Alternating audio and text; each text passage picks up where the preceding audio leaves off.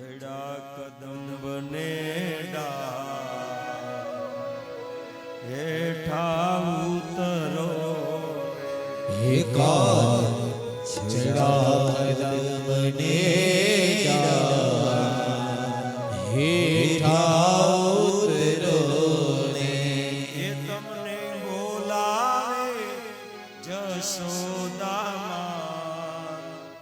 હેઠા ઉતરો હે તમને બોલાવે જશોદામાં હેઠા ઉતરો ને કાર ચડા કદમ ને હેઠા ઉતરો કાચડા કદમ ને હેઠા ઉતરો જય રાધા માધવ જય જય કુંજ બિહાર જય રાધા માધવ જય જય કુંજ બિહારી જય રાધા માધવ જય જય કુંજ બિહાર બસ હતા એમને પાછા હતા એમને બહુ હકડ દખડ થાય તો હું રમાડવાનું બંધ કરી દઉં.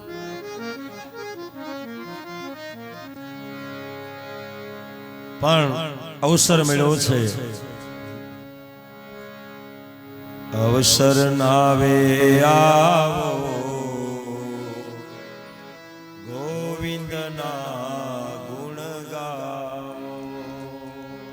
અવસર નાવે આવો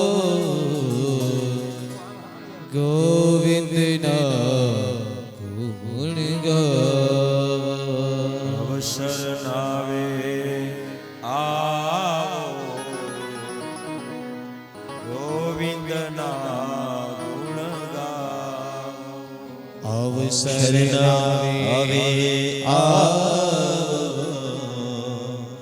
ગોવિંદના ગુણ ગાવો. આ બીજ કે જબુ કે મોતી પરવિલે તો પરવિલે આવો અવસર મેળ્યો હોય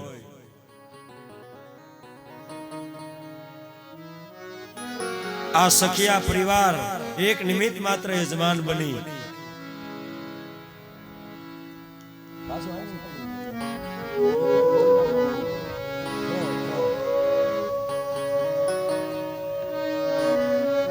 આજ સુત નામના મહાપ્રાણી વર્ણન કરે. હે શૌનક ઋષિઓ,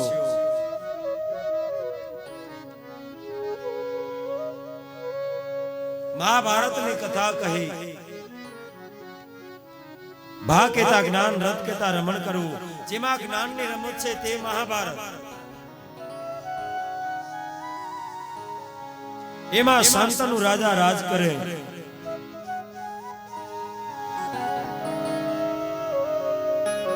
હસ્તિનાપુર નગરી શાંતનુ રાજા રાજ કરે.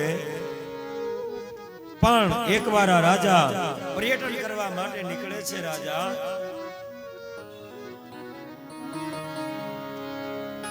અને નદીના કિનારે એક આ રાજાએ સ્ત્રી જોઈ.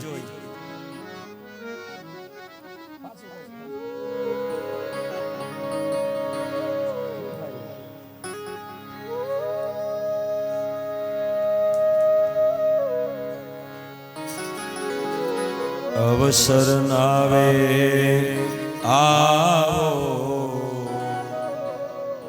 ગોવિંદના ગુણ ગાવો. અવસર નાવે આવો ગોવિંદના ગુણ ગાવો. આ મને ને તમને અવસર ભગવાને આપ્યો હોય તો વીજળીના ચમકારે મોતીડા પરવો પાનબાઈ, નકર અચાનક થશે અંધારા. આ માણસ થવા માટેના બધા પ્રયત્નો છે. નકર દેવ તો એકવાર આપણે થવાના જ છીએ. જ્યારે મરી જાય ને ત્યારે છોકરા બધાને કાગળ લખવાના કે મારા બાપા દેવ થઈ ગયા. પણ માણસ થવા માટેના આ પ્રયત્નો છે, આ માણસ થવા માટેના બધા પ્રયાસો છે. મરચા તીખા ન હોય તો મરચા ન કહેવાય, કારેલા કડવા ન હોય તો એને કારેલા ન કહેવાય, સાકર ગળી ન હોય તો એને સાકર ન કહેવાય. એમ માણસમાં જો માણસાઈ ન હોય તો માણસ કેમ કહેવાય?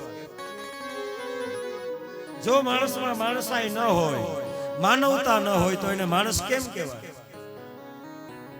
એટલે માણસ થવાના બધા પ્રયત્નો છે. આ માણસાઈ આપણામાં આવે, આપણામાં માનવતા આવે એટલા માટે આ કથાઓ, આ ચરિત્રો, કથાઓ ચરિત્ર નિર્માણ માટે. મહાભારતની કથા કહી.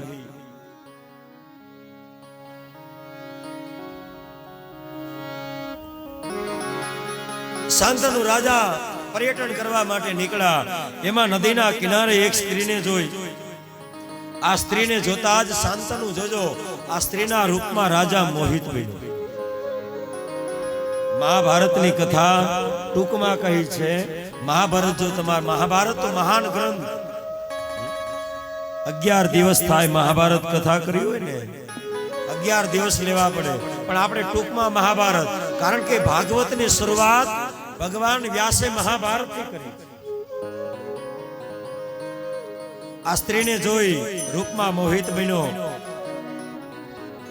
અને તરત જ લગ્નનો પ્રસ્તાવ મૂક્યો કે મારી સાથે લગ્ન કરો.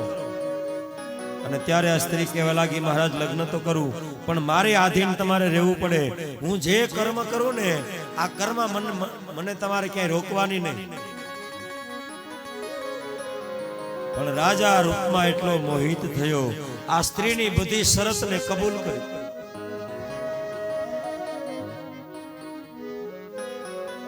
હસ્તિનાપુરમાં આવ્યા, પરણી એક દીકરાનો જન્મ થયો. એટલે આ સ્ત્રી બાળકને લઈ અને જળમાં પધરાવ્યો. બીજા દીકરાનો જન્મ થયો, એને પણ જળમાં પધરાવ્યો. ત્રીજાને જન્મમાં પધરાવ્યો. ભાગવતકાર કહે આ સ્ત્રીએ પોતાના 6 સંતાનોને જળમાં પધરાવ્યા.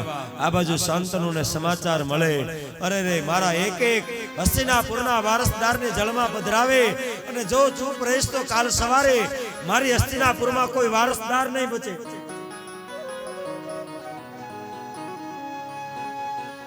પણ વચન આપ્યું છે, વચન કેમ તોડાય? વચન એક ને કાજ રાવણ રંગ થઈ બેઠો, વચન એક ને કાજ કાશી ઘેર ભર્યા પાણી, અને વચન એક ને કાજ પાંડવ હાયરા પ્યારે.